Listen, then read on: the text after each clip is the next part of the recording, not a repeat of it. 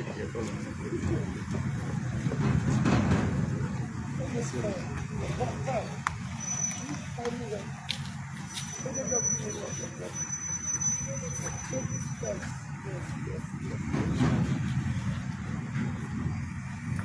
man can be ready for that. Are you ready now? Yes, sir. Ready, sir. You ready?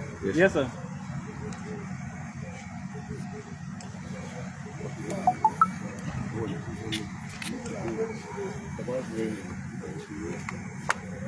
Before it starts raining. What are the remedies?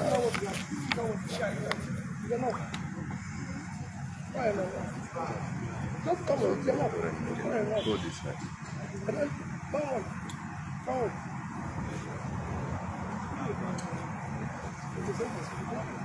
Shall we? Yes, sir. Yes. Stay one place, you. I don't want you to be getting it. I want just to know behind you. So before somebody. Hello, come out there. I'm not working, no. The background is okay? Yes. Yeah. Thank you. Good morning, everybody. Good morning. Dear compatriots, members of the press, distinguished ladies and gentlemen, Wednesday, 19th of August, 2026, marked the official start of the campaign period for 2027 presidential and national assembly elections. There is no doubt that this is a defining moment for our democracy. This moment gives Nigerians the opportunity to assess the records, ideas and plans of those seeking their mandate to lead their country. At a time of great uncertainty in a rapidly changing world, I consider myself quite privileged to be one of those seeking a mandate to deal with these challenges facing our country today. I entered this contest with one firm conviction: Nigeria can work and Nigeria must work. Nigeria faces several serious challenges. Some of them are indeed of existential proportions. According to the IMF recent report, 63% of Nigerians, or over more than 140 million Nigerians, live at or below national poverty line. The humanitarian agencies estimating that 35 million Nigerians will need food assistance during this 2026 yin season. About 3.6 million Nigerians remain internally displaced, largely because of conflict and insecurity. Each year, millions of young Nigerians enter the labor market, yet too many struggle to find productive opportunities. Weak infrastructure, unreliable power, insecurity, and the excessive cost of doing business continue to burden households and constrain enterprise. These are more than statistics. They reflect the daily realities of Nigerian families, farmers, workers, students, and businesses. Yet, I do not believe Nigeria lacks the ability to overcome these challenges. We have the people, resources, market, talent, and enterprise. What we must do now is to turn these trends into its security, productivity, and shared prosperity. Leadership must deliver results. My successful private sector experience, studies in institutions of repute on policy and business matters, and my service as governor of Anambra State have shaped my understanding of public leadership. Governments must manage resources responsibly, set clear priorities, and measure the outcome of its decisions. Public office is not a reward, it is responsibility to the people. In Anambra State, I prioritize foundations of long-term development, education, healthcare, infrastructure, physical discipline, and institutional capacity. I do not present this record as perfect, but an experience from which Nigerians can draw their conclusions. Senator Rabiu Musa Kwankwaso brings a different but complementary governing experience. As governor of Kano State, he focused strongly on education, technical training, scholarships, infrastructure, human capital development. His administration investment in education and skills showed understanding of the people that the people are the most important assets of the state. Our experiences are different, but our conclusions are the same. Nigeria must invest in its people and manage its resources with discipline. Building an economy that works, Nigeria needs more than reactive reforms. We must focus on the questions that matter. Are Nigerians better off today than they were 4 years ago? Can they afford food, education, and healthcare? Can businesses produce, expand, and create jobs? Can young people find productive work? Can farmers work safely and get their products to the market? These are the measures that matter. With your mandate, our economic agenda will put production, investment, enterprise, human capital at the center of how we live. We must raise agricultural productivity by securing farming communities, expanding irrigation, improving rural roads and storage, and linking farmers to finance and market. We will strengthen manufacturing and agro-processing so that Nigeria can export more of finished goods and capture greater value of its resources. We will create business environment where entrepreneurs can invest, hire, grow without unnecessary regulatory and infrastructure barriers. And we will manage public finances responsibly. Every naira should have a clear purpose, and major investment should have measurable outcomes. The goal is not growth on its own sake, but the economy that produces more, employs more people, creates wealth, and improves living standards. Security at the foundation. No nation can prosper when its people cannot live, farm, travel, or do business safely. Insecurity has displaced millions of Nigerians and continues to disrupt agriculture, education, trade, and investment. Our response must therefore be comprehensive. We will improve intelligence gathering, coordination among security agencies, strengthen policing and border management, and make better use of technology. We must also support lawful community-based systems that identify threats early and enable effective response. The imperative of decentralized security management is recognized, but with strong system of coordination between levels is critical to our plans. Security policy must address also conditions that make our young ones vulnerable to criminal recruitment. Farmers cannot produce food if they cannot reach their farms safely. Children lose the chance to learn when they cannot attend school safely. Businesses cannot create jobs when they cannot move their goods securely.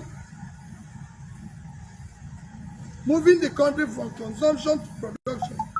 Nigeria, with a population now above 200 million and projected to continue growing rapidly, as one of the Africa and world largest domestic markets and labor forces. This is an opportunity we must seize to turn the future of our country around. Nigeria cannot import its way to prosperity.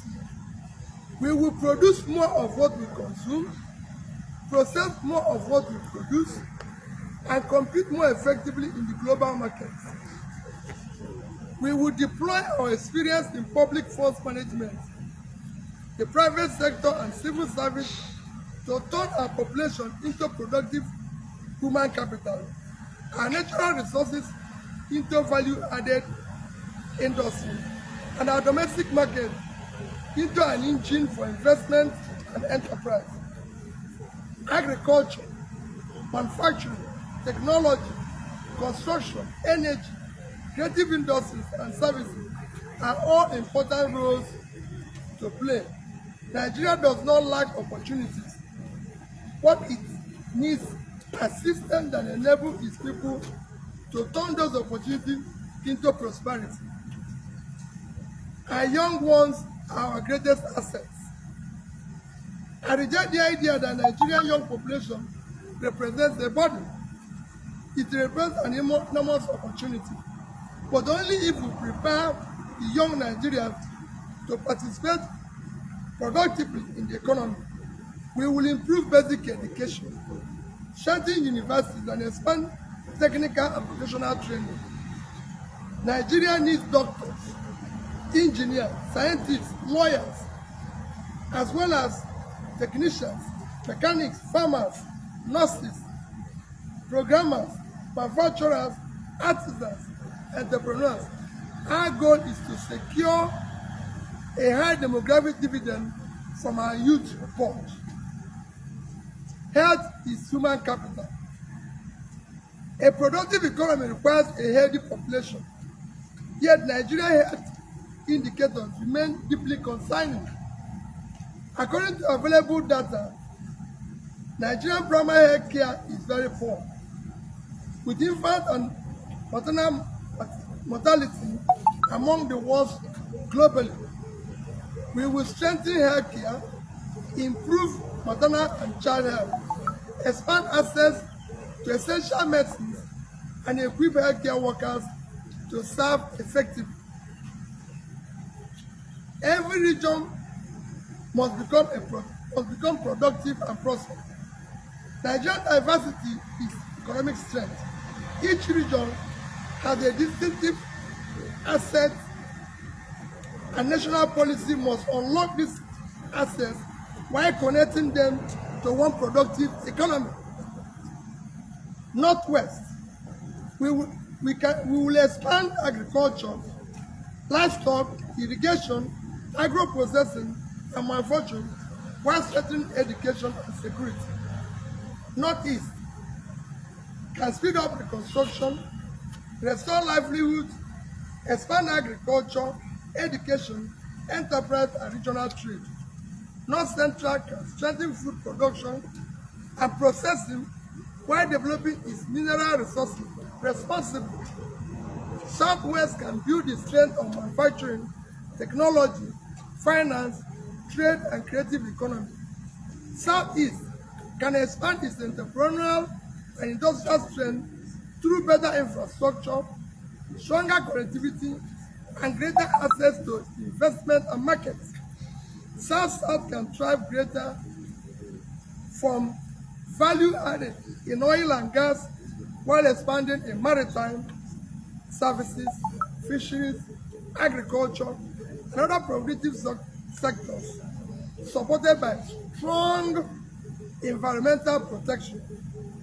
The Federal Capital Territory must demonstrate what efficient urban planning, transportation, housing, sanitation, security, and public service can achieve. Every region must produce. Every region must contribute. Every region must benefit. A different standard of governance. Sustainable development requires more than reactive reform.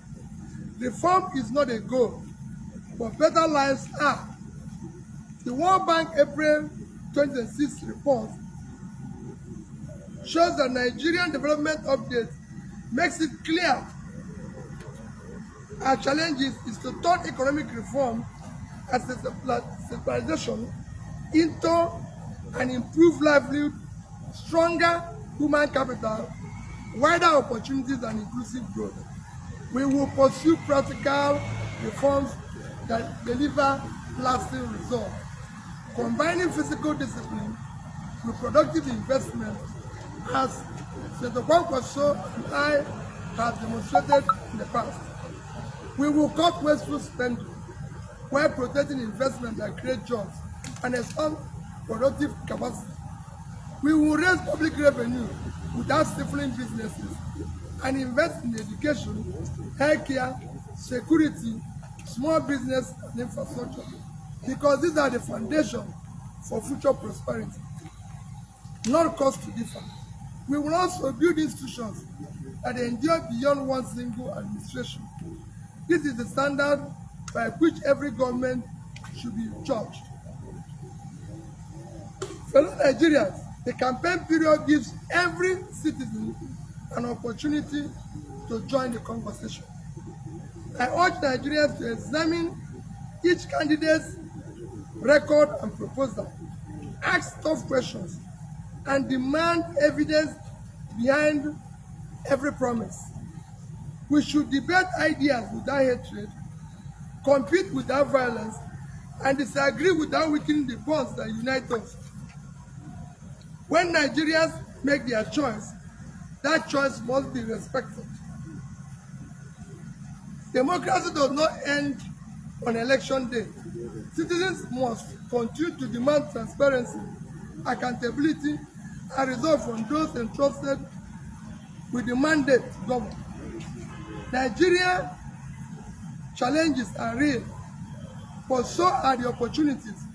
We have the people, the resources, enterprise, creativity to build a safer, more productive country. Our task is to turn these possibilities into results. We have the credentials, the experience, and record to collaborate with Nigerians on this transformative journey. Our journey will be harder if we do not unite as one people and as one nation. A united Nigeria, guided by shared purpose and commitment to fairness, justice, and equity, will make transformation easier, strengthen our institutions, and help us to hold our leaders accountable. The 2027 election must be guided by competence, capacity, compassion, character, and commitment. Our campaign will focus on urgent concerns of Nigerians and not on ethnicity or religion. Nigerians must reject and disregard any campaign driven by propaganda, ethnicity, and policy. As my team and I travel across, we will listen to Nigerians, understand their needs and concerns, and assure them that we have the competence, character, compassion to lead and restore Nigeria for benefits of all. Nigeria deserves leaders who will engage them, listen to their concerns, defeat insecurity, pull people out of poverty, drastically reduce hunger and number of adults, improve education, healthcare, and growth that serves everyone, especially every candidate was willing to present their credentials, defend their record, and support their vision. Open scrutiny. No candidates will hide behind the high walls of power, send fraud or surrogates to do the hustle, and expect Nigerians to trust them to leadership of their country. Every candidate must seek the president, must have the courage to come before the people, ask their question, defend their record, and support their vision to public scrutiny. True leadership requires presence and empathy.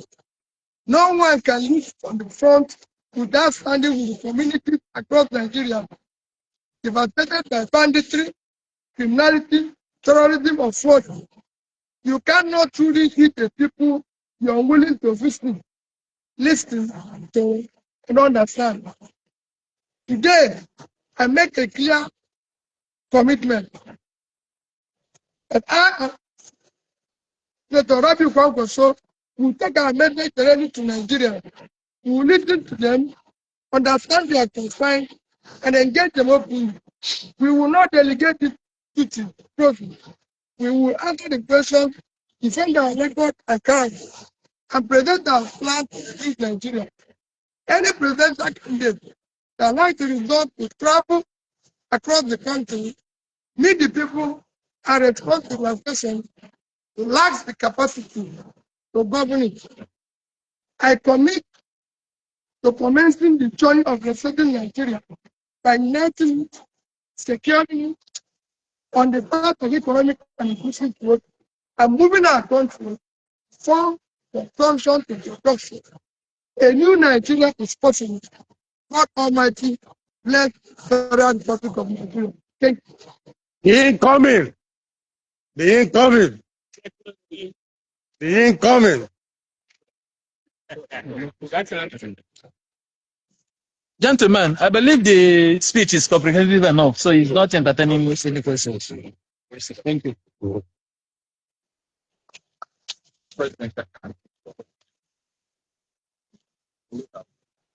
His Excellency Mr. Peter B, you are incoming president 2027. Just know this and know peace. Y'all hear me? Yeah. On my life, 1,550 people watched. Yes. 1,150 people watched from my platform.